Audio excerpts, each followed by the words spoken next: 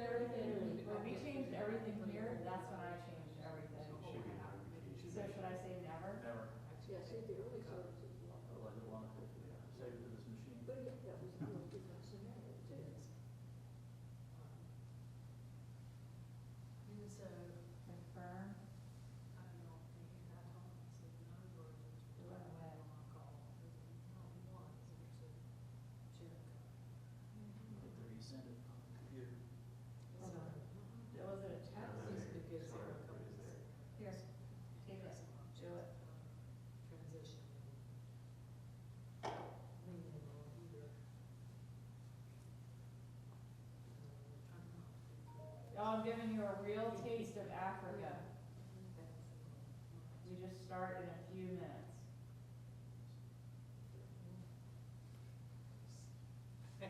Got me to resend it? Yeah. What, it was there, I didn't click it, and it went on. Yeah, we said. Okay, here we go. Watch me.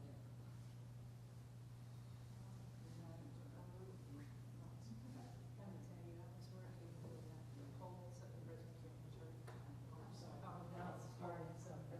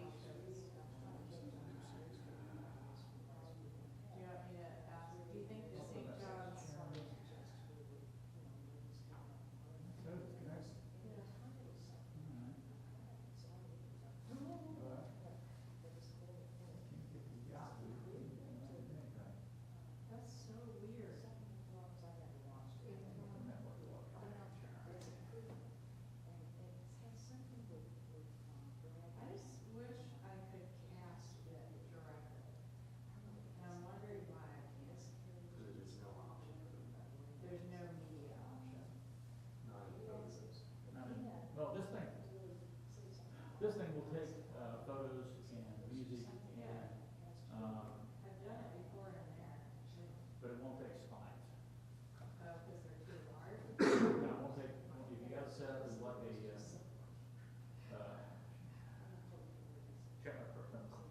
PowerPoint. Now it's back to your picture 3A. So how can we do that? Cross it out. See if it'll get rid of this thing. And it might show up. There's an exit. So it shows my phone. Yeah, do I want, yes, yes. Okay, here we go. Log in. Okay, so it exited off of this, I understand. I understand. Or down some, try down to TV. It is, Feel that? not a big deal. Back up. So on my.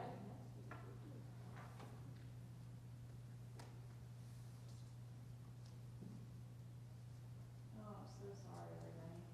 Hey, George, Hey, Bev watched you on the other one, she told me, she emailed me. and she said, I noticed you came in late as usual, Camille. I said, well, I do lots of Come on, things after and on church, the page. so there was no telling. I mean, it's kind of your thing, you know? I like to be seen. It is kind of your thing to come and just a 10 minute after the schedule, but I am the same. I always say I need 5 more minutes to do everything. Is that right? Yeah, it's bad. It's really, it's not a good thing. I'm not happy with myself. All right, now, okay. Now, if we know the staff login, we can get it. Let me call Laura. I don't have a staff login, but I know people who have it. I'm Mike. That's the most Hang on a important thing. second, I'm Mike. It's knowing somebody that knows somebody. Barb's gonna do it. You know what, Barb calls me all times of the day, so. This is really bad, but now we're past the 10 minute mark. This is beyond Camille even. Camille's like a good 7 minutes, she's not 12. Hey, I need your help. What is the staff login for the internet? We were trying to get the photos up and this computer went. Thanks. I know, but he doesn't have it, and I never had it. The guy typed it in for me and set mine up. No, I mean the Wi-Fi for church, that says St. John's staff.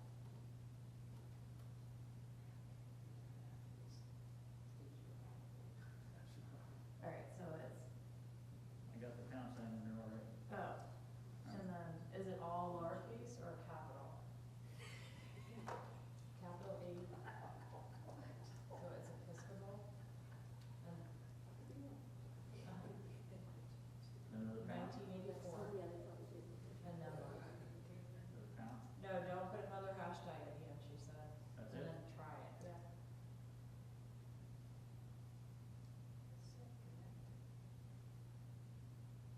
We've been at this for a good 6 minutes now. Not necessarily. I don't think it took it. It didn't Not take connected. Not connected. I'm pretty sure there's a pound sign at the end of it. He thinks there's a pound sign at the end.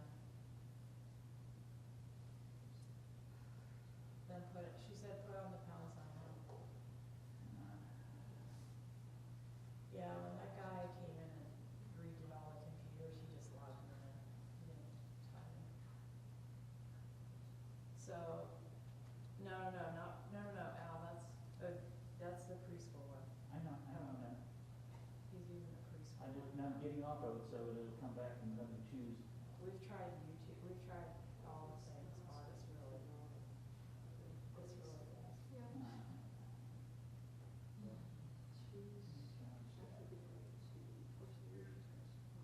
Yeah, that's what he's getting to now.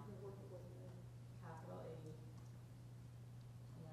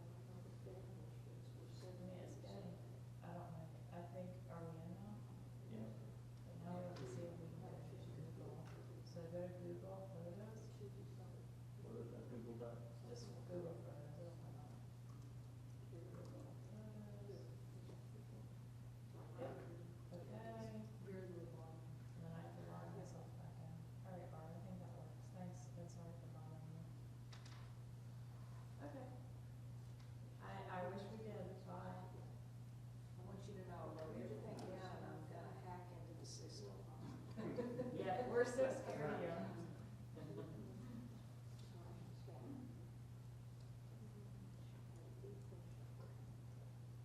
Talk amongst yourselves.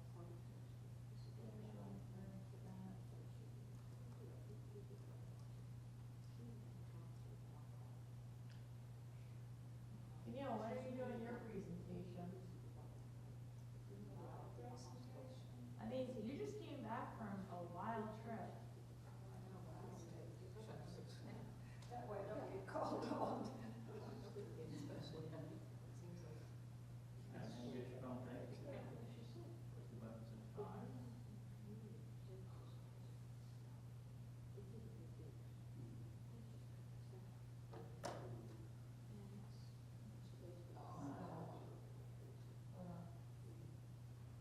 It's right here. And scroll down.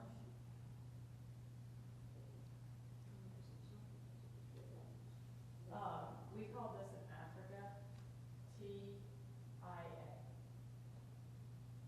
Go ahead, try to figure that out. Where do you want to go to? They That is kept- Africa.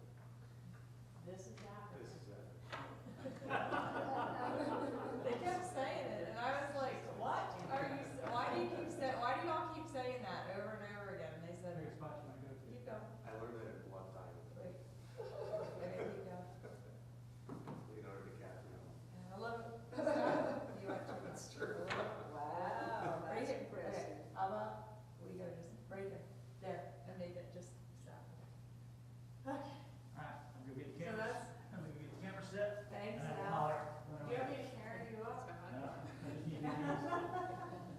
I need new knees too. Yeah, they would always. store that's got it.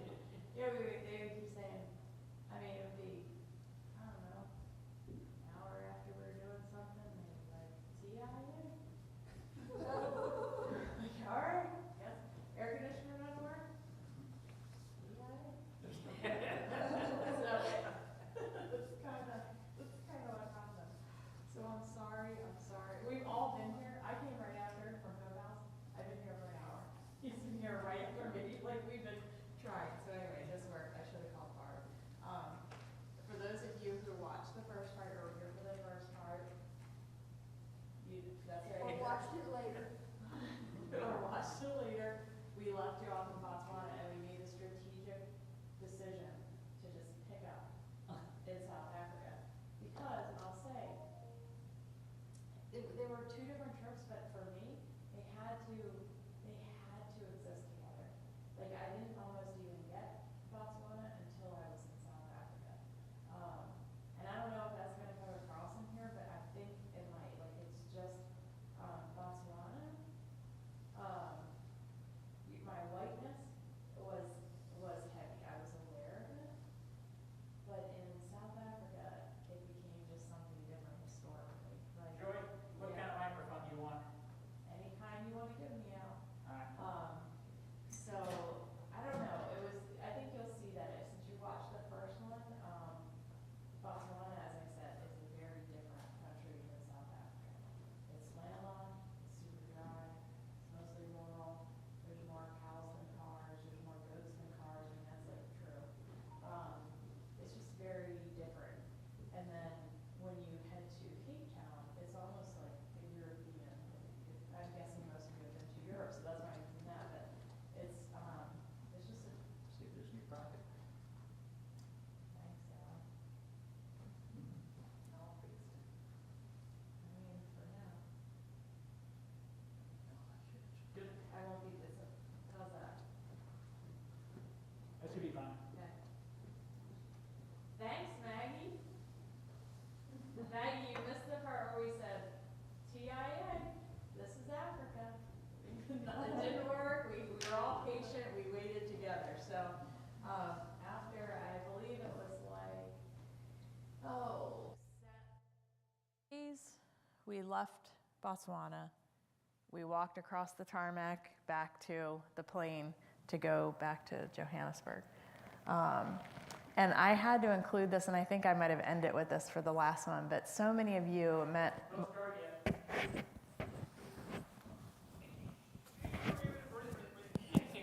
I've started, Al. Can I start now?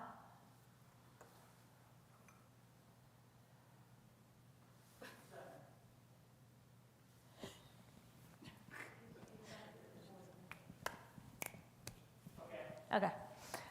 So I included this picture because this was in the, where were we? Johannesburg airport. And so many of you met Mwetu's mom on Zoom when he was the curate here. And we all had to be on Zoom for church. And you would see her zooming in and the dad sitting behind. So I got to meet her in person. She came to the airport because we were just there for a few hours and then we're flying down to Cape Town. But I was like, oh, I feel like I know you. So that was kind of cool, and I thought St. John's folks might like to see that we shared dinner together this night, and then we went back to his brother's house where they were. So this is South Africa. So we flew from Gaborone to Johannesburg, and then we flew down to Cape Town. And this is, I mean, what you see in all the, pictures of Cape Town. That's Table Mountain. And so the way I describe it is like New York City in the mountains on the ocean. So it's got all the magic, right? It is a magical, it's a beautiful city. So we headed there, and of course, as we're driving to Robben Island, which is where Mandela was held for 18 of his 27 years, this was one of the first things that we saw. I think it's a mural on the windows of Desmond Tutu and Mandela. And I was like, all right, we have arrived. So this was on a very busy highway, no goats or cows or anything. And the first thing that we did was Robben Island. Y'all, I would have flown the 17 hours and then done this, and I would have flown back. I'm bringing my kid there. I just can't encourage you enough. Has anyone been to Robben Island? Has anybody been to Cape Town or South Africa? Okay, so y'all need to go. And Mwetu, if he logs in, he needs to bring us. And so Robben it means walrus? I know I'm gonna mess this up, or seal. And it was, Alcatraz, if you've been there. I mean, it's an island in the middle of the water, except that it's an hour of a boat ride. It's not a stone's throw. I got seasick on the ride. You're out far. So, in Cape Town, you enter, you get on, and of course, this speaks to so much of the stuff that we do here at St. John's. Yes, if we're not thinking about who's in prison, we're forgetting a whole lot. And so this is where we paid and bought the tickets.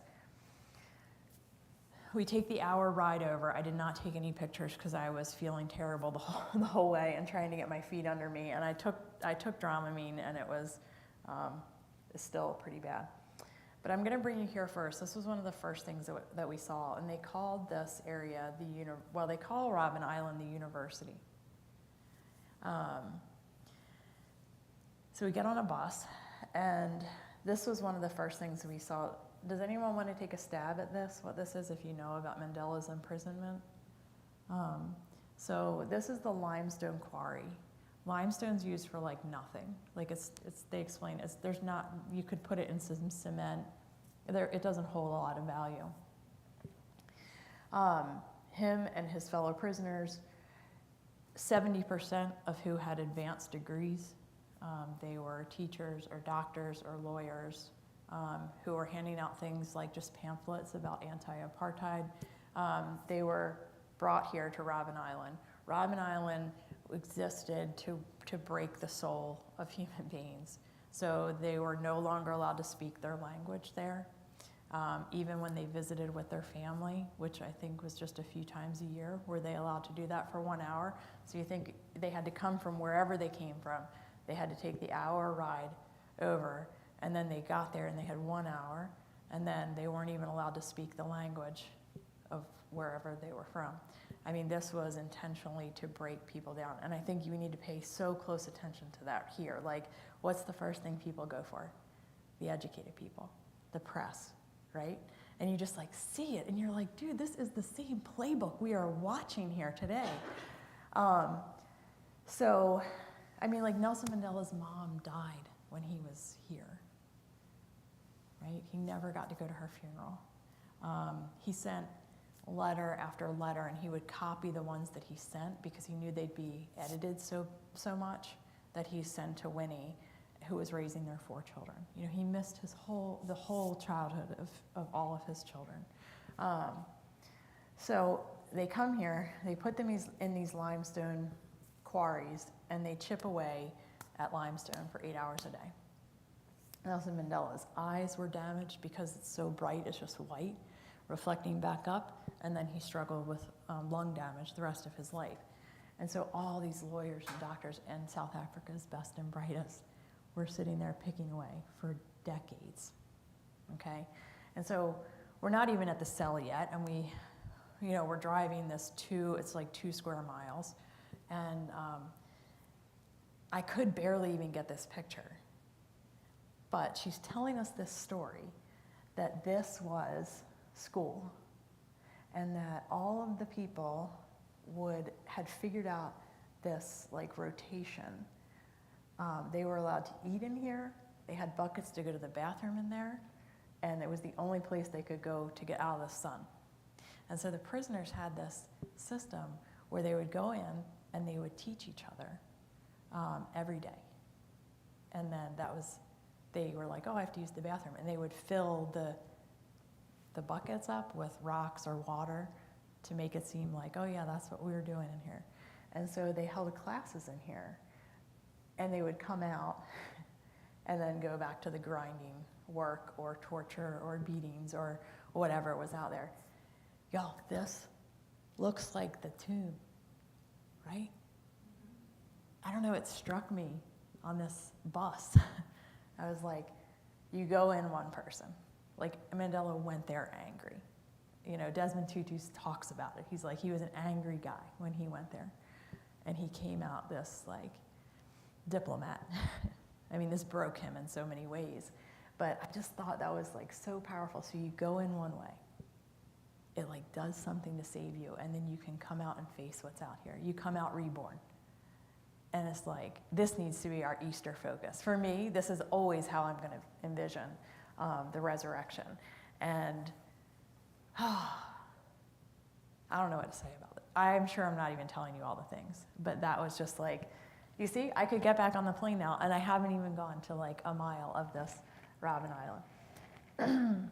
And so what I just showed you was here, and then this is like right next to it. And the reason that they're like this is because I was literally holding this up. I was in the last seat in the bus, and I was clicking. In 1995, after Mandela was released in 1990 from here, spent 4 years on house arrest, was elected president in 1994, and then came back in 1995. Him and a lot of the political prisoners who had lived there with him made this little pile. And imagine, like, after just the little part I just told you about how he spent his days, that he could come out of there, be elected president, and then come back here to this place where this tomb was right there, where he lost his eyesight. And he picked up a rock, and he put it down, and he started piling rocks.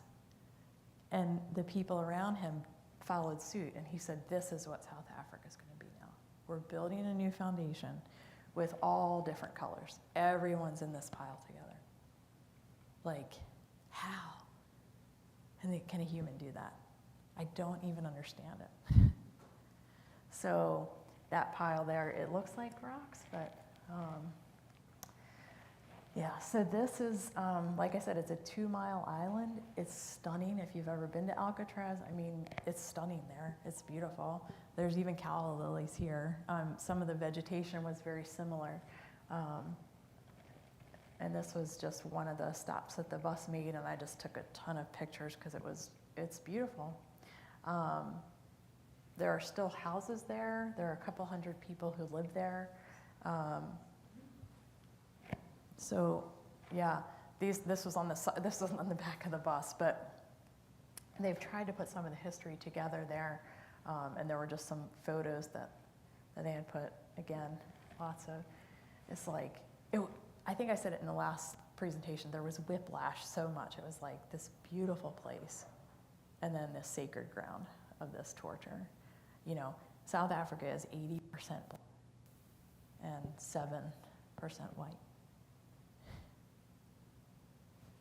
Like, how did they do this? I mean, here's how they did it. They took away the language. This started in the 40s. They disallowed people to go to school and learn their own language. They edited the press. They controlled the people who were in charge of school. Yeah, that's how this starts. And so, they all follow the same, I mean, you just plug it in. You just plug it in. I mean, dare I say, the dictators we're living with here are following the same exact playbook. Who's under attack? Who's leaving in masses? History teachers. Because parents and school boards are going after them for what they have taught, which is the truth, for decades. You know, when you see this, I mean, truly, you're just like, oh, okay, there is no limit to what someone will do to stay in power. That was how I just walked. I was like, there's no, like, I get the whole, I mean, because it's so much removed. I mean, I was in college when this was happening. Like, this is our lifetime. You all have kids who were alive during this time. So Robben Island is doing something beyond what I can even understand how they're doing it. All of the tour guides were political prisoners. So our tour guide he served when Mandela was on Robben Island. And he was arrested, and I think he served a decade, and he was handing out literature.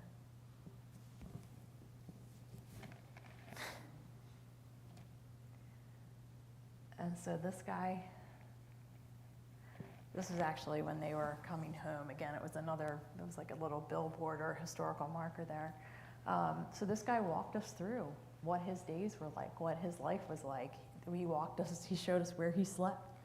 And he told us kind of the inside story. And I mean, it's that kind of thing where it's, you know, you feel that urgency with World War II vets a few years ago. You're like, they are dying. We're never going to have this story. I mean, I felt that urgency here.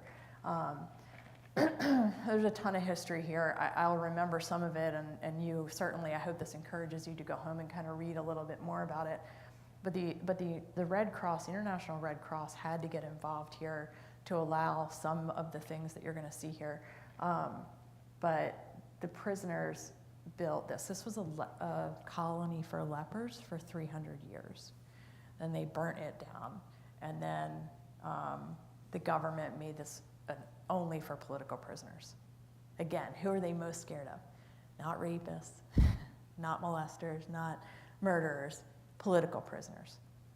And there were not white people who served here. Because you have to dehumanize someone to put them here, you know. Aren't you glad you came out with this uplifting conversation? I was like, what? I mean, I'm into it, and I know you're into it as well, but I mean, it's really heavy. It's like when you go to the Holocaust Museum, like, you can't just go out and switch gears and go have fun that night. I mean, you're in it. So to think of the prisoners then having to build these structures for themselves to live in, and then to have lived there for decades, you know, it's like, so this is the outside of this. He said by the late 80s or mid 80s, the Red Cross did have them, and there was another one where it showed the bunks. But I mean, this was into the 80s. There were no bunks. They just had the blankets down. That's what they slept on. And then that's how they left it during the day, and then at night they would roll it out. And you know, so much magic happened in here. I'll go back there. So in here, he also talked about they would have stand-up comedy shows. They would read poetry that they wrote. They would sing. You know, none of this was allowed, right? They could get in big trouble to do it, but it's like how they sustained themselves. which was so fascinating. Like, how does the human spirit do that? I just can't even. That was going to be my opening question. Last time we did a little meditation, but this was our meditation tonight. But just thinking about like the hardest thing you've ever done and how you got through that. And it's just like, studying this and thinking about this is. So this was another one of the cells that had been cleared out, and this was what they would use. You would stand. This was to torture them. You would put your feet here, and you would climb up here, and your arms would be tied up here. Y'all, again, this was the 80s and 90s. And this man was tied to something like this, and he's giving this tour. So, and then they would lash them and, send them back to, the cell or the infirmary or whatever they needed. And so you walk from where the common folks were to kind of the high security, high risk people like Mandela, like the leaders that were going to soon be the political leaders in South Africa. So we're kind of making our way across to where Mandela stayed. So this is the courtyard that Mandela looked out at for all those years. And sometimes they would have them, just to keep them busy, just dig for rocks. Lawyers, doctors. And there's Mandela. And this was Mandela's window, so out into what you just saw, into this courtyard.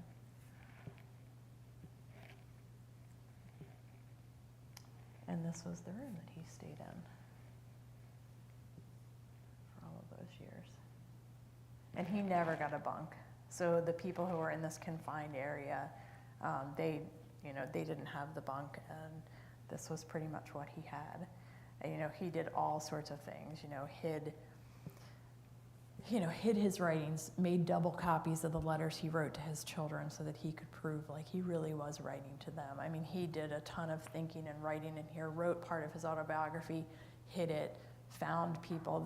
Our tour guide told us, like, the people who worked the kitchen were the most instrumental. They were the veins of the place that connected everything together, because they would get to see him, and then he would tell them what to study, what he heard from the mainland.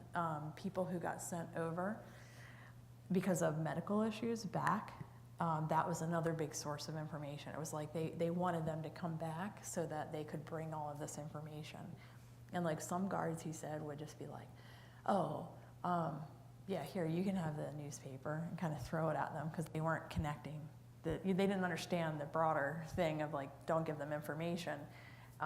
And so they would then, kind of have them shredded up, go into the little tomb, share that with each other. Here's what's happening. Here's what we need to do. So they knew that there were these changes. They knew that people were doing concerts on their behalf.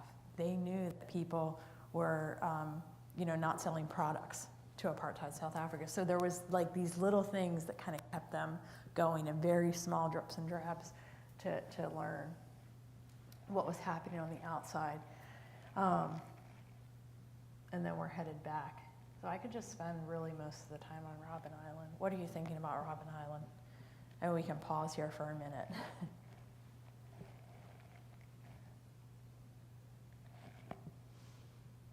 I'm telling you, it's worth the 17 hours to go. I mean, it's really something. So it's only used as a museum at this point. I mean, it's not being used like people don't live on the They island. live there. There are people that still live there. There are guards, former guards who live there. Their family members. I think some prisoners live there. I think they told me now. This is where I wish I had a couple to fact check me, but I think there are about 200 people who live on the island. There's a church that's still there. They have a post office. They have like a commissary. I'm sure they go back and forth a lot, but there's a small community of people. Again, I kind of thought of Alcatraz. if you've been there, you know, they had that whole community. If you work there, you live there. So there was like school for the guards kids. I don't know if it's like kids who grew up there. Again, we're not talking about a long time ago. So that was home. And so there are some homes kind of, obviously, if I go back, so like yeah, it was like behind this, there were some homes. Yeah. I don't know how they go and give those tours every day either, and we asked him that, and he was just like, you know what? He was like, at first it would bring up a lot, but he's like, now I just feel like you could tell it gives him a purpose, it gives him a way to kind of process, I guess. But yeah, I mean, we did ask him at the end, like, why were you here? And he said he was handing out literature, and that literature, I think, somehow made it across a border. I mean, who knows why, you know, who knows what. He was active in the anti-apartheid movement, and this was before we got back on the boat. So we switch gears here in Cape Town, and we go to this Desmond Tutu exhibit. So Desmond Tutu has feet in both places, in Johannesburg and in Cape Town. He grew up in Johannesburg. He was ordained in Johannesburg. His house is in Johannesburg. They haven't even rehabbed it to make it a museum. He lived on the same street as Nelson Mandela. It's the only street in the world that has 2 Nobel Peace Prize winners on the same street. There's like really something magical about that street too. But that's in Johannesburg, which is, remember, a 2-hour flight. And we'll go there. I'll show you the street. But Tutu did much of his ministry in Cape Town, and obviously is, you know, connected here in Cape Town, served in Cape Town, was buried in Cape Town, and we'll talk about that too. So they have this amazing exhibit. We talk so much about just like how that collar protected this guy. You know, he could do so much with that collar, and he showed up at all the things, but he showed up with his collar. And so where there was violence, oftentimes that did protect him, but he was outspoken. And then he also was traveling the world and trying to convince world leaders as a religious figure, you know, of what was happening. And, you know, he's famous for dancing and singing. So these are just some of the pictures that I took of in the Desmond Tutu. I was taking pictures of pictures in the exhibit. And this goes back to what I said in Botswana. Like, this question is the heart of what was so, like, weighed so heavily on me there. It's like, how am I here at this church, which was a conquering church, which has such a bad history in so many parts, less so maybe in Botswana than in South Africa, but all the same, this idea of like, I mean, I ask it here too, like, I'm very much like, I love Malcolm X. I get Malcolm X. How, you know, he's pushing like, how are you Christian as a Black person? I mean, that weighs so heavily on me. I think about it a lot, and I'm just like, but then I get the answer in South Africa. I didn't get it in Botswana, and I'll bring you there. But this idea of like, are we to continue to be Christians, you know, and so much was done in that name to oppress us. I mean, here in South Africa especially. So that's it, folks. And we all, I don't know if we were supposed to, but we stood behind it. You can see Mwatu's head back there. Desmond Tutu wasn't so tall, so it was pretty easy to jump in there. And we had some fun. Let's see, this, yeah, so I thought you all would like this. Evidently there was this petition that went around to the evangelical or the fundamentalist churches with Jerry Falwell saying like, so there were fundamentalists who said, Falwell, like, we are not supporting this. This is no good. And I guess he got copies of all the people who signed those petitions. Freedom letter from 1 million Americans to Desmond Tutu saying like, we're not that kind, like, I know what Christianity, again, we are living this, you know? This is what the Christians are saying. No, fall in line. This is who's in charge. Do this, do that. No, you're oppressing people. And we as Christians, that's our goal to call that out. And if you don't know, you two made me know about South Africa when I was in 7th grade. So I wore very specifically this was my U2 shirt day, going to Robben Island and going to the Desmond Tutu exhibit and just thanking them for putting this little thing in my head about what's Amnesty International? Why am I writing to free this guy Mandela? You know, what's happening here? So the power of music is pretty amazing, and I had to pose here. So just like we have so many memorials like this, I mean, I'm thinking of this one reminded me, of course, of the Vietnam Memorial. They have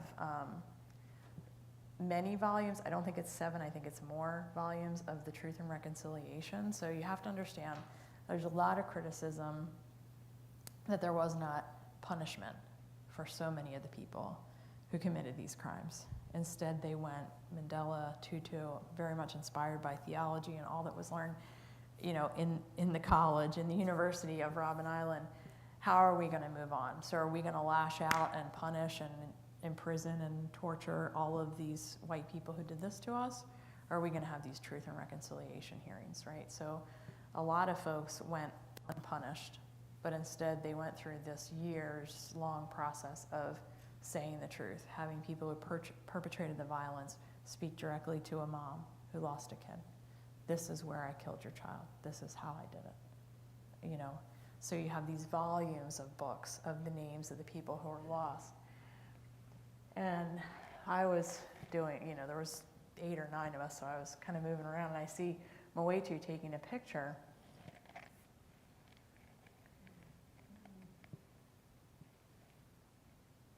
And so his namesake is on that wall.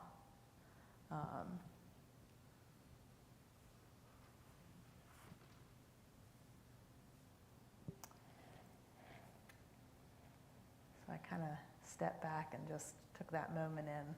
And we did this a lot with all of us. Like if we all saw each other in kind of a spot where we were ourselves or just really taking it in, you know, doing that favor of just capturing that moment for his family, for him. Yeah, I mean, him feeling the name of the person lost during apartheid, and then all of us, you know, I've seen Desmond Tutu wear this. I mean, it was there. It's a beautiful exhibit. And I know we read the Book of Joy. So I included some of the pictures here. I mean, I guess I had guessed, but anyway, they had all the different languages that it's been interpreted into. Oh, guys, that picture, I would hang that right up in my house. Just so, like, what he saw. And anyway, any comments or thoughts on, I mean, there's so much to unpack. And this was one day, by the way. This was one day. Yeah. Trying to think what. How was the man whose name was on the list, how was he related to Moetu? I've asked him that twice. Yeah. And he doesn't tell you? He didn't say. I don't think he told me that day. I wish he were to Zoom. He had a meeting tonight, or he would have been here, at least to Zoom in. He had a concert for his kid, and then he had a meeting at Chapel of the Cross. He's like, "Why did you pick that night?" I said, "I didn't pick it. It was picked for me." I'll let you know if, yeah, I mean, I've pressed him a couple times, and it was so interesting. We just did a podcast last week, and it'll be ready hopefully tomorrow to share with you. We touch on that a little bit because he was so quiet about so many of the things. Like, it had to be weird to have a bunch of predominantly white people heading on a pilgrimage to his country, you know. So there was a lot to process on this trip, and I think he did a lot of that on his own. Henry, you'll probably see in a lot of my pictures, he's the St. Titus connection. So he was very determined to have, you know, the 3 curacy churches represented here, and made that a goal from very early on in his curacy, to lead or to have this connection with South Africa. He wanted all of these churches here to have that connection because he has that connection. So Henry goes to St. Titus, and then I'm here. And so, gosh, we did this after. This was the 3rd thing we did this day. I can't even, I mean, I really need to keep it straight. but this is, we take this cable car up, and it actually was perfect because I know I myself, once I got to the top of the cable car, I was able to hike, and I was by myself the whole time. I like just left because it was so much to take in. But you take this cable car to the top of Table Mountain, and there's Robben Island, if that gives you an idea, right? Here's, Moetu could tell us better, but I think that's the stadium where Mandela spoke in after he was elected. I'm not sure, but they love soccer, and they do a lot of things there.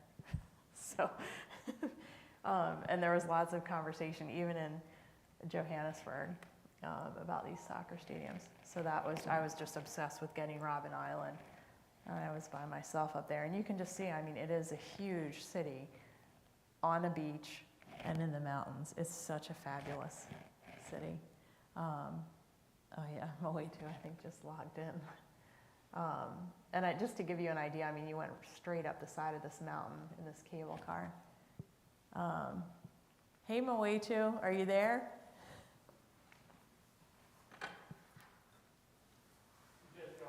He just joined. Well, all the things I didn't say right, he won't ever know about.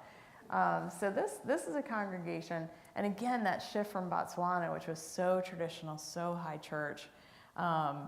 Women were not ordained leaders in those churches, but they certainly were leaders. So in South Africa, I think I explained to you before, this diocese does ordain women. And so we went to a church where Moetu had done so much of his formation and so much work when he was in Cape Town as a student and before he came here. And the priest was a woman, and we had a morning prayer with them, and we talked about seminary training, we talked about reform, we talked about social justice, we talked about all sorts of things. Again, I'm welcoming Moetu in to say any other things, but you can see this looks quite different from the leadership that you saw in the last presentation. And really the prayer is that will change in Botswana. It's not that Botswana is wanting to not ordain women, it's that the central convocation that they're in does not see it that way. And they chose not to be with South Africa because of apartheid. So when they formed 50 years ago, South Africa was in the depths of apartheid. They chose not to be in that cohort, and they joined the more conservative group. So our group just had a lovely morning prayer and just discussion around how the church can serve the world that we're living in and not rail against, oh, this is the world that we're living in. Like, it's their fault that we're not serving them correctly. You know, it's like, no, we are in this world. We are in the world that God gave us, and they're really out there doing the work in a million ways. So again, this was St. Philip's. A lot of driving, which I love because it gives you lots of different views, and we'll talk about that, but I did have to show you, we went to see penguins. So this was the second day, a little lighter. Learned that some penguins do not swim, don't really care to swim, but then we saw these little baby fluffy ones, so that was so exciting. We spent a good amount of time here kind of decompressing. Come on.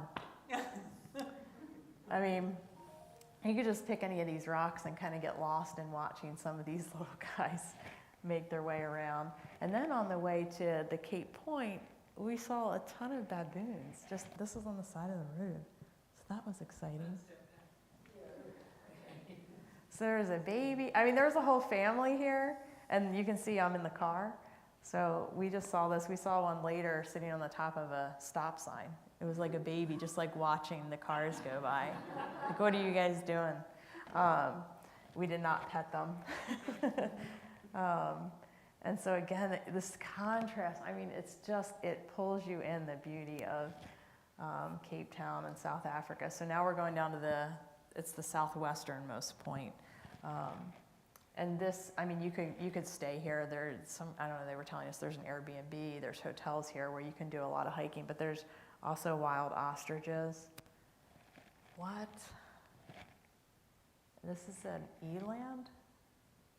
I'm glad that no one's correcting me. I can tell you whatever it is. Another trio here. And then, I'm not sure that this is it. No, it's not. So this was just on the road. So now we're moving, oh yeah. Guys, you just tell me to stop talking. It's 8 o'clock. Can I go about 15 more minutes? Since we got, okay. And even if you're not finished, No, I'll keep going. you can get up and leave, right? Yeah, they can get up and leave. I won't be, I mean, Waitu's just getting here, you know? So, if I ask you all, so in the beginning, if we didn't have all these technical problems, I would have said, what's the hardest thing that you've done? And then I would probably ask something that Waitu keeps asking about this. What is something that you've said yes to that seems hard or seems unlikely that you'll be able to achieve? And this little lady here, Mother Sharon, she said yes to I mean, it's improbable. It's a flat piece of land. There are settlements all around that have no running water or electricity. And she had a vision, and she opened a primary school with 1 grade. So she's an Episcopal priest. We went there because Bishop Curry had made a connection with her, and because Moetu's current parish, Chapel of the Cross, one donor built this chapel. So it was a church before, and but it had been left in disrepair, and you know, with apartheid, there was a ton of movement of land and people out of places. Things got abandoned. This had been left by, I believe, a Methodist missionary, and kind of went into disrepair. There were people who had been displaced living in here and living on this land that the school is now on. And there's another building that they were living in, and that was their settlement because they had been forced off of their land, right? And so anyway, I think it was in the 80s, she comes along and she's serving in a neighboring parish, and she starts to see the needs and the desperate needs of kids. And she says yes, and she says, I'm gonna use this space. She went to a town hall meeting, she acquired the land without much more of a plan, but just kept saying yes. And so this runs from pre-K to 7th grade. There are just under 50 children living here. Everything all around this space is no water, no electricity, you know, really desperate conditions. The public school system does not serve a lot of the folks here. So this is called Kawasa College. I'll take you through and show you a little bit more. Mother Sharon is a force, y'all. She is a force. I'll come over here. And this was their holiday, so she had asked kids to come back in their uniforms and teachers to come back so that they could meet the contingency from North Carolina, because Bishop Curry has been longtime friends. Chapel of the Cross is a huge supporter of this school. Like I said, has built the chapel, pays tuition for people, has advised them on medical issues that the kids have had. I mean, there's just a ton of connections, and I'll link you to a podcast that Moetu did as well, talking to Chapel of the Cross more about this school. But this priest greeted every one of these kids, knew them, hugged them, loved them. It was a place where you're like, yeah, I would like my kid to go here. An adult loves these children. So these children and teachers came back on their week off to meet us and to sing for us. And there was a split in the action, and someone took it upon themselves to dance through the split in the action. But I mean, it's that thing of, like I said last time, it's like being present. Like, that's why you're there. You know, you're there one time, so you're going to be present. You're going to give your whole self to them. You're going to share the joy that they have just shared with you. So there was lots of singing and dancing. You can see the Chapel of the Cross, Chapel Hill, North Carolina, out at this little school in the middle of nowhere. Let me think. This is, remind me, in Washington, D.C., St. John's, where there was someone holding a Bible upside down outside of that church. They also have a connection. And when Mother Sharon went and visited them, the Sunday school kids made this banner. So they're two, supporting partner parishes here. These are just some of the posters they have up. So this is the outside of that church that I was telling you about. And then if you can imagine, so it started as one grade.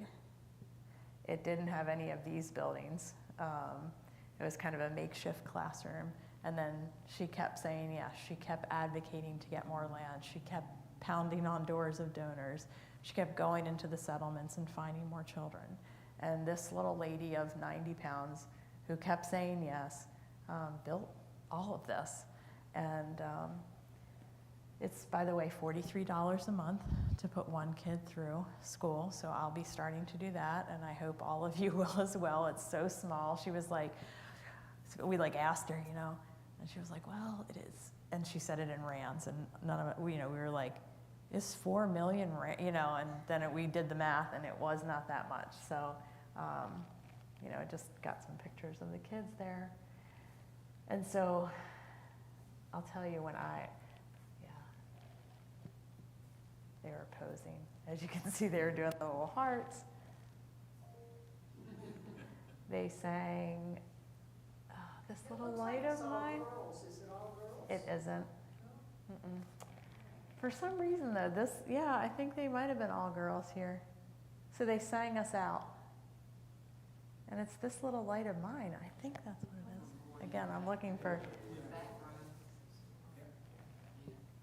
Come on. So, just to help I don't know.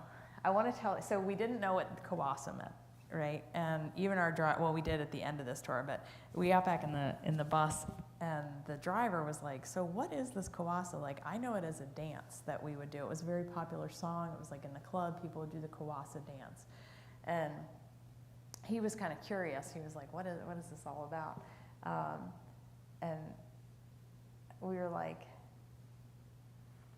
if you can imagine the worst storm, that time is just like windy and chaotic and crazy. And Kawasa is that little light that comes right after the storm. Like, how appropriate is that for the kids to enter this school? So I'll never look at a storm, or I just know that there's going to be Kawasa right after those storms. So that was quite an amazing, so much to process, but on a very different level. So any questions? Are we good on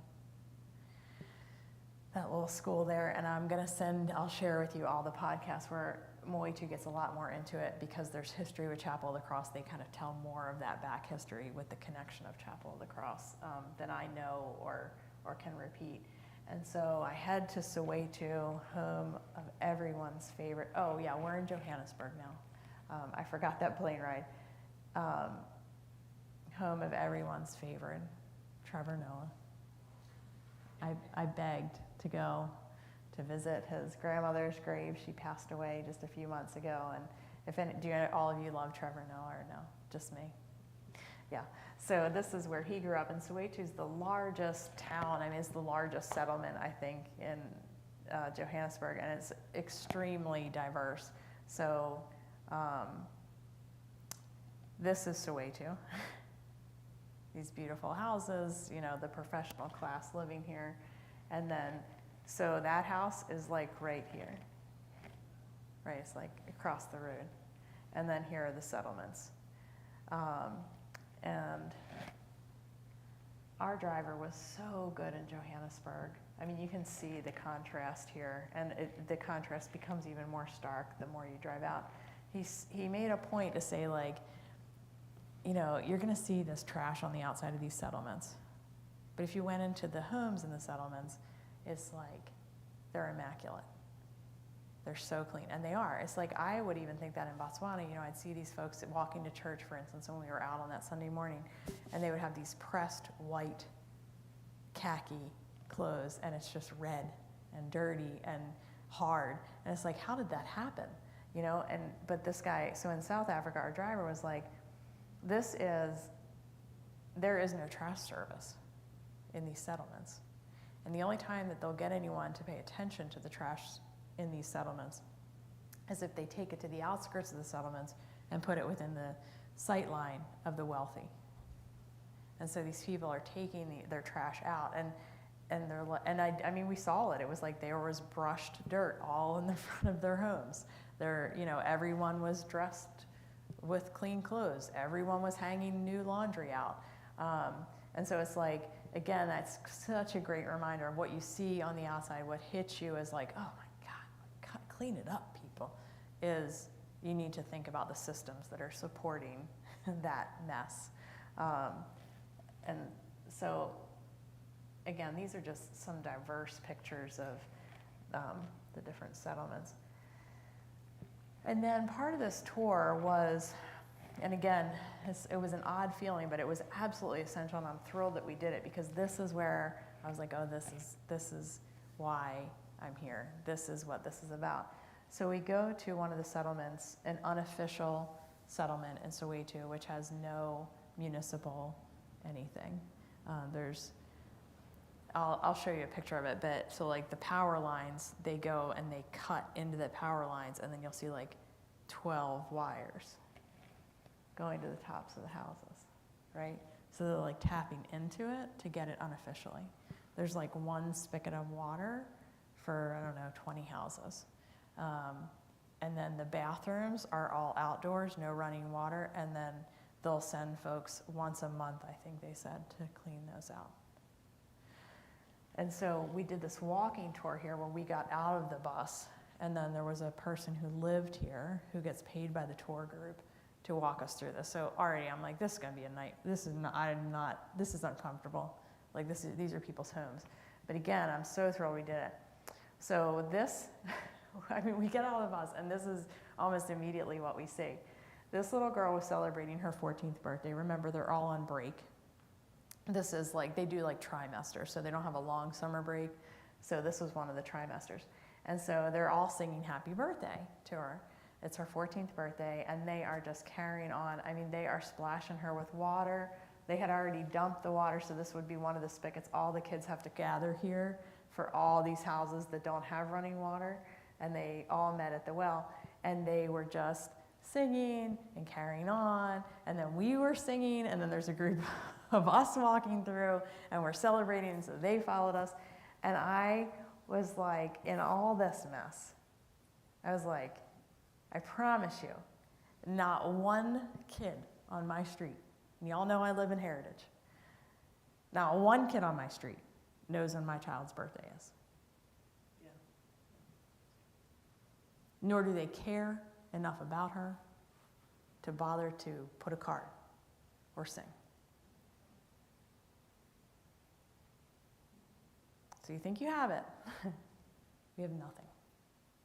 And I just watched that and just really thought of Vivian. I was like, what are we doing? Like, this is craziness. No one knows her birthday on my street. And no one certainly ever sang to her.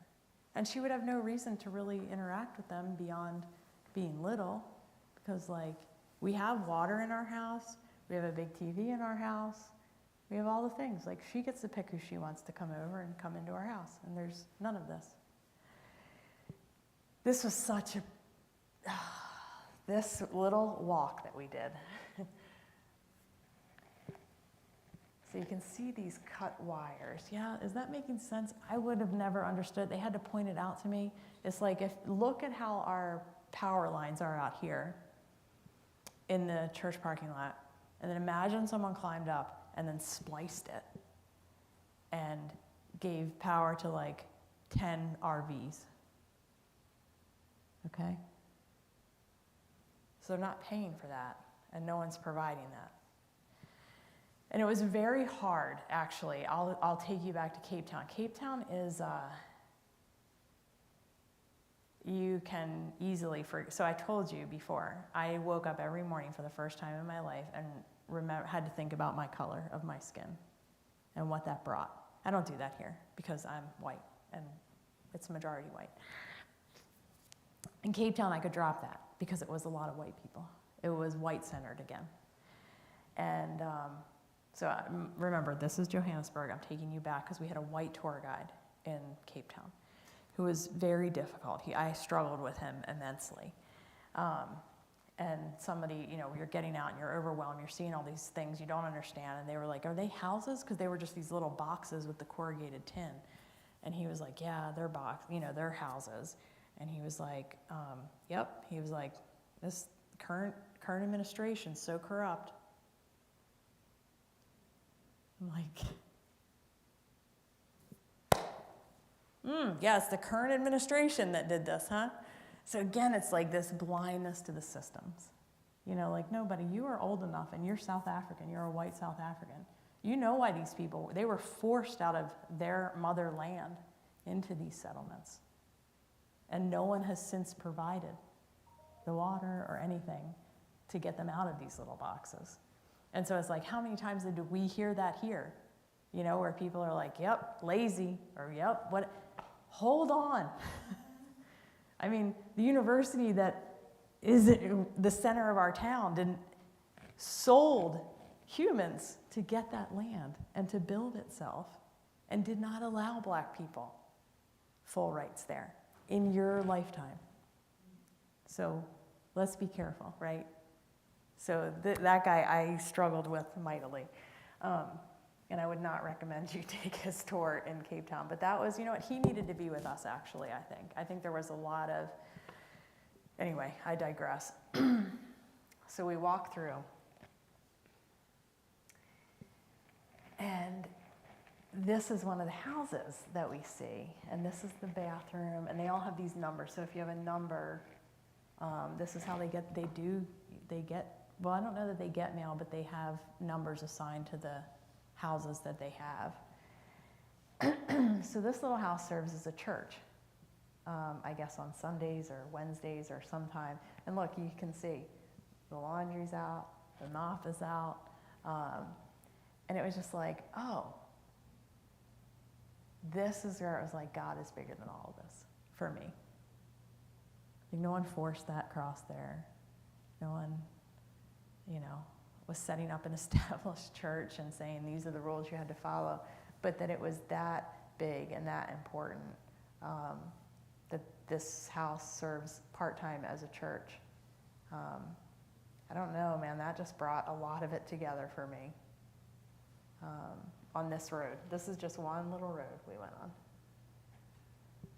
Walking ourselves, oh my gosh. I mean, even this picture, if I were seeing this, I'd be like, what are these people doing? I mean, it was me. It was literally, we were there. And I mean, way too probably could speak to how he felt in this. But these are just house after house after house, right? And then there's like one spigot. I never saw another spigot, so that one I guess is for this whole row. And there was a preschool. Right? I mean, like, what's important here? God, our children. And this, it was obviously a little unofficial preschool, but it was a place where, and I took this one for Jane Hill.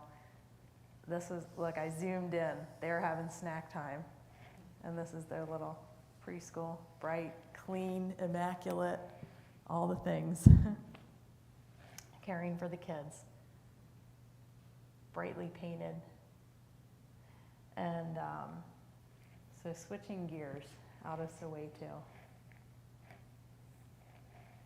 Again, we can talk, or if you have questions, it's fine. I never talk, it's weird to talk this much, but so these, no, they were for power, right? They were cooling towers. And I forget how many years, but you can only have them in operation for so many years, and then they close them down because they're outdated and there's too many people for it to serve. Well, so like we saw the new ones, but what they've done here is they've made, God help them, a bungee jump between the two of them. Oh my gosh, I see it out there. You would not have done that, Keneal. Tell me you wouldn't have. She would. How many times have you jumped out of a plane, Keneal?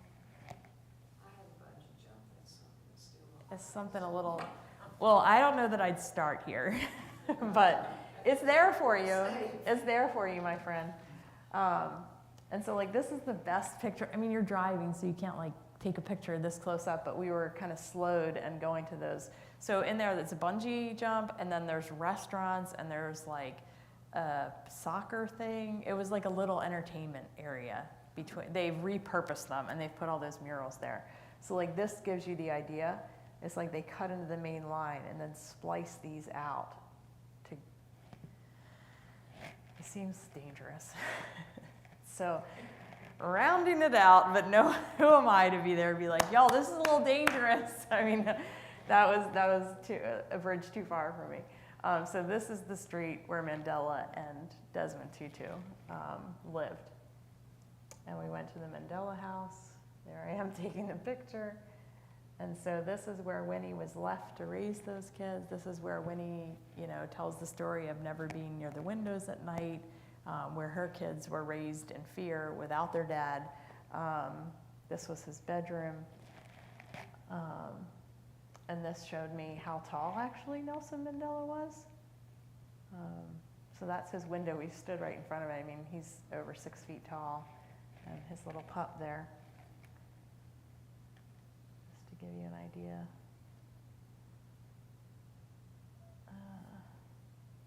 Speeding through a little, and then we went to the Apartheid Museum. Again, I can't say enough about this. So these rocks represented all of the political prisoners or people who were in prison during apartheid, fighting apartheid. One rock for each person, and then that, quarter of a mile. This was so well done. This was a rebuild or replica of Mandela's cell. So you could go in there and they had like a screen playing things, and there was a place just to sit and kind of be reflective and quiet. Because again, this is far from Cape Town, so they had the replica.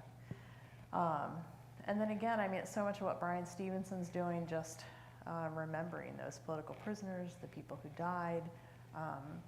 And here they talked about how so much of this torture was done. This got me. I know some of the people in my group could not even go in there.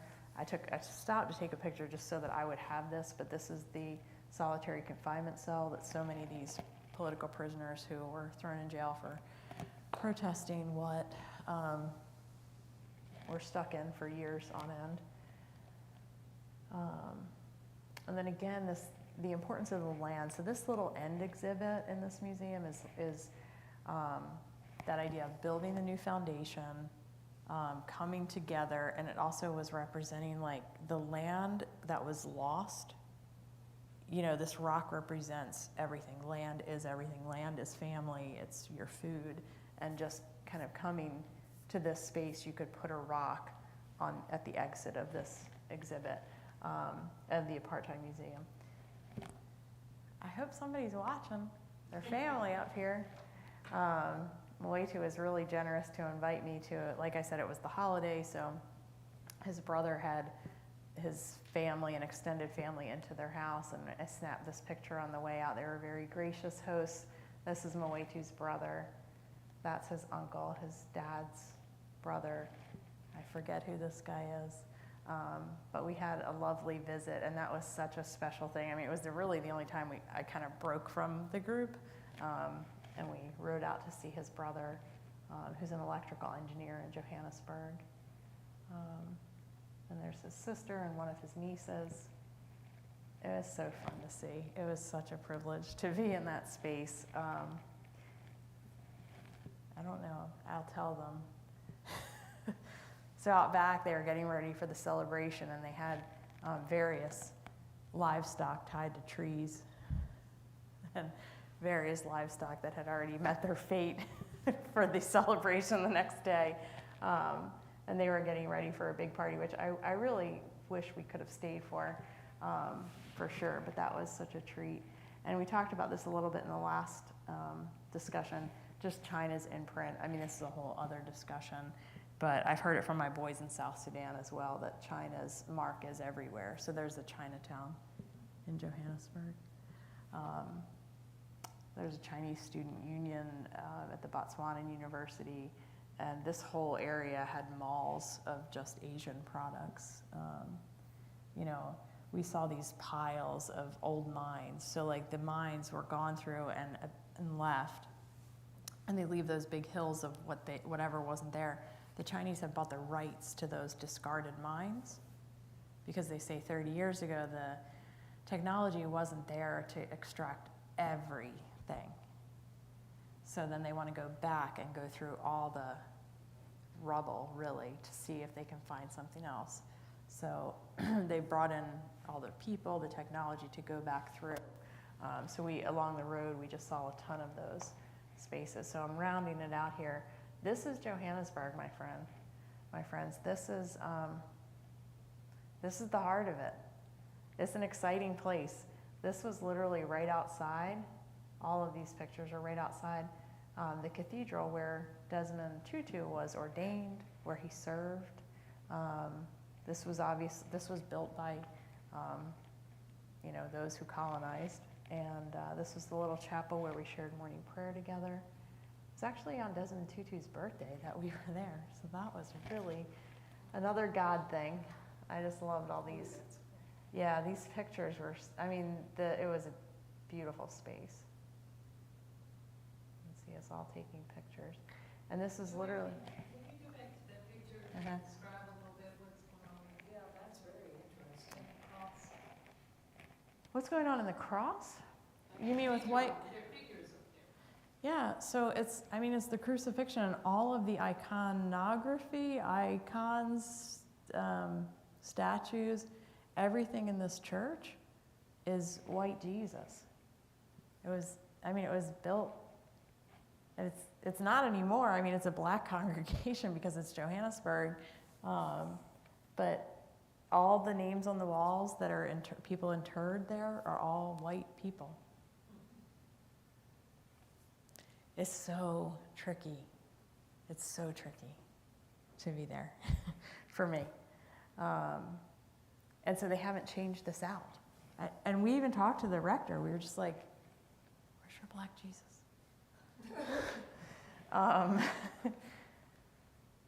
But those people still pay, I guess, or I don't know why. I don't understand. Again, maybe Mwetu can talk about that, but yeah, that's the crucifixion, and it is Eurocentric, and it's where Desmond Tutu was ordained and served. And this is, the church steps are right here. You just step out. And Johannesburg is so wild and lively and fun, and it's something. And so that was my point of just being right outside the church. And then so you can see the names here. Timothy serving right before Desmond. So he was the rector there in 75? Yeah. Why am I forgetting this guy's name? Wait, he's going to kill me. So across the street, oh my gosh, I'm totally blanking. It's because I'm not good after 8 o'clock, but Peter, I'm waiting for him. So this was, you've probably all seen the picture, it'll come to me. But this was one of the few pieces of this history that I saw present in this church.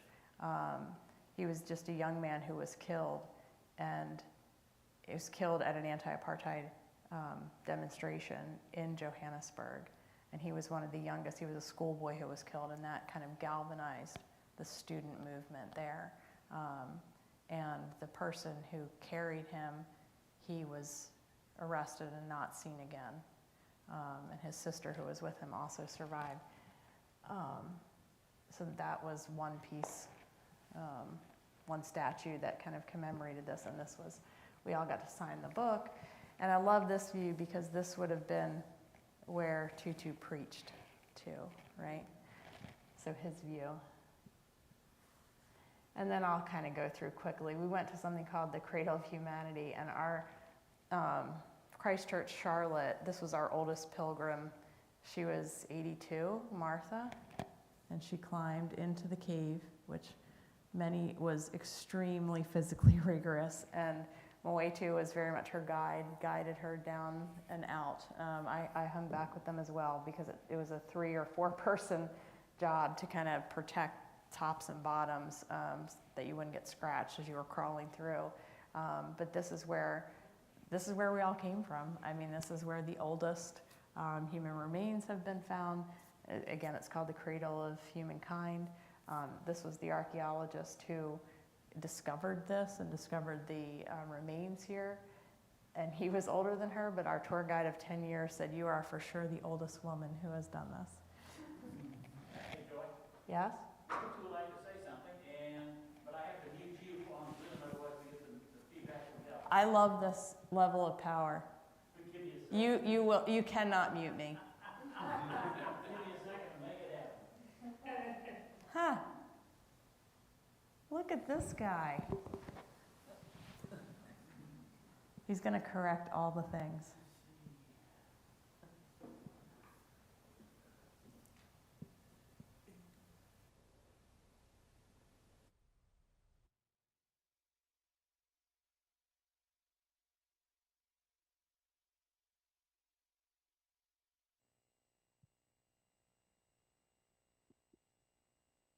Hello.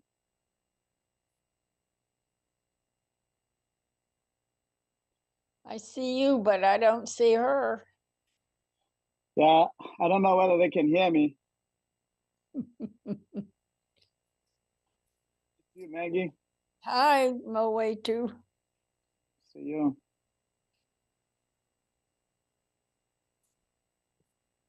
We've lost her.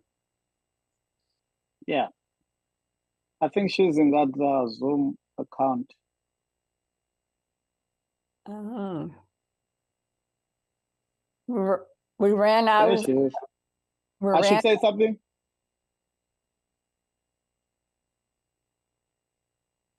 Oh, you can hear me? Okay.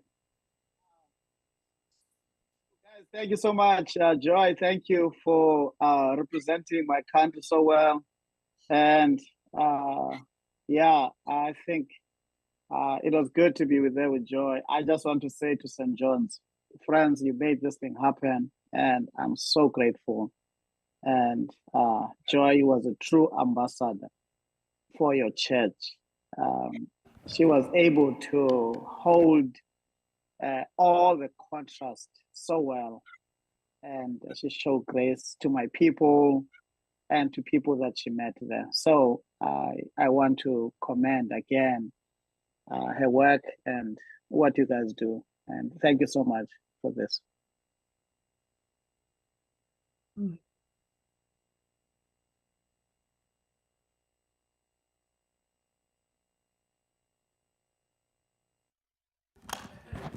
Al, I think he, okay.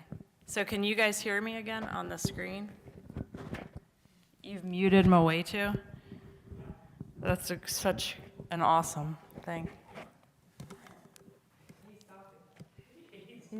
He's trying to talk over it. I mean, we could unmute all of them, Al, right? Or do you think that'd be too much? No, we'll get feedback. Okay. Yeah. So it's 8:30. I mean, that was an hour and 15 minutes, thanks to our initial TIA. We had a TIA moment, Moetu, with our technology in the beginning. What else do you want to know? I mean, I'm telling you, it's like this trip didn't happen. What And- did you all, it made it sound like that everybody understood what everybody was saying. Surely there were, I mean, everybody's speaking English, and you suddenly can speak other languages? It's Pentecost. So Camille, they teach English in the schools, in both Botswana and in South Africa. They go home and they speak Setswana or, and then in the schools, that's the standardized. I mean, that is a gift, I think, of colonization because it includes all of them in the world economy, the world market, and it certainly helps with traveling. But, sometimes you need a transcript for curates.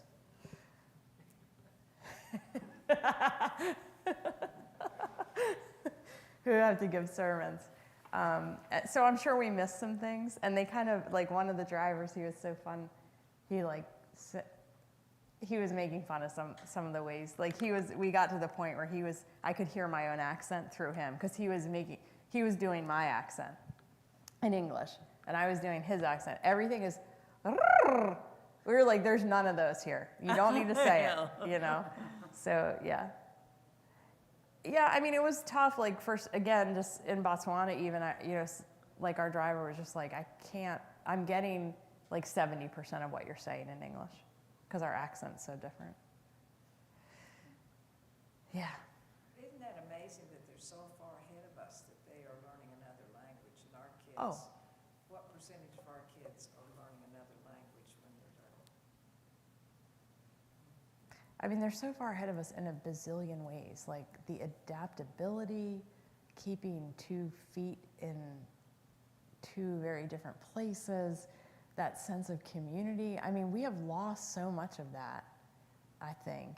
You know, even when we talked about last time with Botswana, like that whole chief system, which, you know, you can look at first glance and be like, ooh, that's distasteful.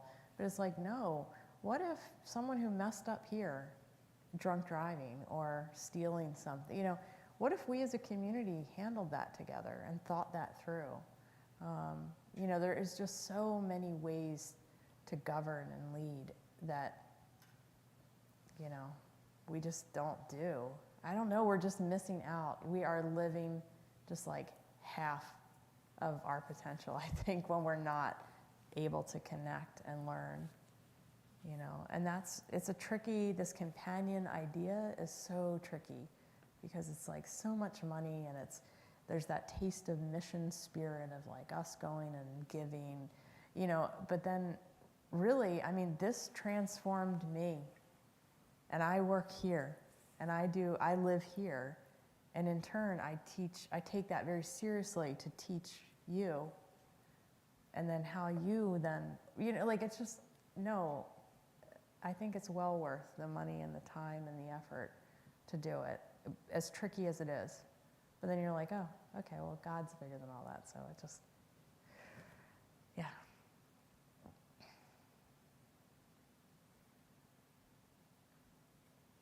I've got another quick question, thinking about, you went in September.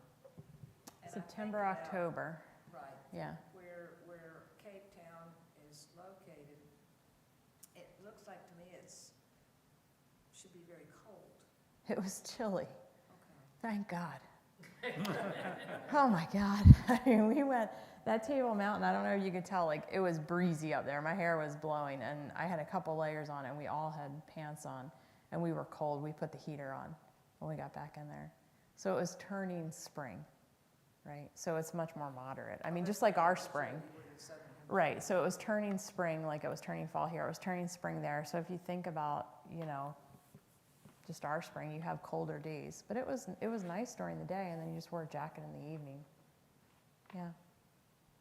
But I was just thinking how far south that is, because I've been in Patagonia, which is kind of, and that time of year is really cold. And they've got ice and stuff. So- Yeah. But you think of Africa, when you think of Africa, you think of it as being hot all the time. Yeah. And it was like a weird thing, because I was like, oh, we're going south. Like Botswana's so hot. I'm like, oh, we're going south. It's going to be hotter. And it's like, no, we're going south, and it's going to be colder because we're moving away from the equator, right? I mean, all of a sudden it was just like, oh God, it can't get hotter than this. And it didn't. And I didn't look if the water swirled the other, I don't know any of, people have asked me like those questions. I'm like, I don't know. We were busy. I didn't notice those things. Now, I want to ask about the animals that you saw. Yeah. Here we've got conservancies, and we've got all these. So I had the sense that those animals were just free, that they weren't in some kind of a, you know what I'm saying? So the Botswanan trip where I showed you those animals, Keneal asked about the animals. They were in a conservatory that they purposely took. I think the white rhino was endangered and hunted almost to extinction, and then they made you know, I think that one was 1989, like they established that conservancy, and then they had this wildlife, and they had like a man-made water feed so that they would have space. And then here, the penguin thing, I think it's just where they are, and they happen to build some shops and things around, like made a state park kind of around it. And then the other animals that I saw were on the side of the road, and that was like state park land. That was going down to the Cape Point. So I think some of that was protected land as well. Yeah. Have you been to Africa? Can you? No? You are going? Are you taking me? I am sick of this, Camille. I've not been to that part of Africa. I've been to Egypt and Morocco. But So you have been to Africa. yeah, but Is Egypt in Africa, Moy, too? Yeah. No, I didn't think it was. my being to Africa is like saying you've gone to Washington and you're saying I've been to the United States. Yeah. You know what I'm saying? I know, it was funny. I was telling Steve we were watching. Yeah, like people would be like, I'm wanting to go to Texas. Or, you know, they're just like some places that were so far from us, and we're like, yeah, we get it. And then we do the same thing there, you know. People ask, they're like, how close will you be able to go see your boys, like their families? I'm like, no, I mean, I could, but it would be like 2,000 or 3,000 miles away. So, yeah. Yeah, y'all need to go. The trip isn't too bad. 17 hours is a long time in an airplane. You can't get over that hurdle, can you? No, not right now. It was, well, maybe Keneal will, you know, tell us about her trip and can coach her along. But I would highly encourage you, and I'm so thankful for you guys coming out. And like I was starting to say, like, it's just like, okay, now what's happened? Like coming back and talking about it. And like I said, we did this podcast last week. It was like that time in community to kind of process and then figure out like, okay, we left that, but now how is that informed? We didn't do that for nothing. That's a trip, you know? I mean, this is something different, and it was planned differently, and there was an orientation that was very different going into it. And so it's like now the work is to figure out how to find little spaces to connect and support and learn from. And I promise we'll do that. I mean, if you were at the columbarium last week, I just took names. I just emailed people and said, can I have names of people who passed? And we put their names out in the columbarium. I mean, there are just some little ways that we can, I hope St. John's can kind of still show that companionship, because it's really important to them. I think it's really important to our faith and what we're doing here. And so just kind of figuring those things out is what I'm committed to. So. Reminds you how far away from home Moetu is. She can't, he couldn't. I said it just reminds you how far away Moetu is from his family, but how lucky we were, even though the pandemic was terrible, that his family got to see him. And we got to see them all during that time. You have your collar on still. What's this all about? Goodness gracious. The big church is working him, and he can't say a word because he's muted.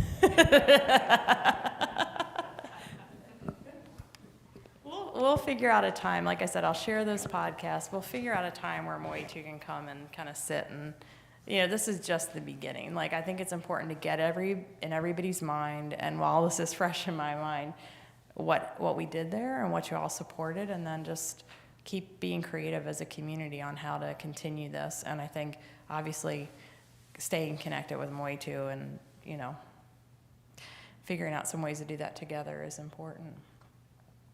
Well, it's past my bedtime. Thank you, Joy. Thank you. Thank you, guys.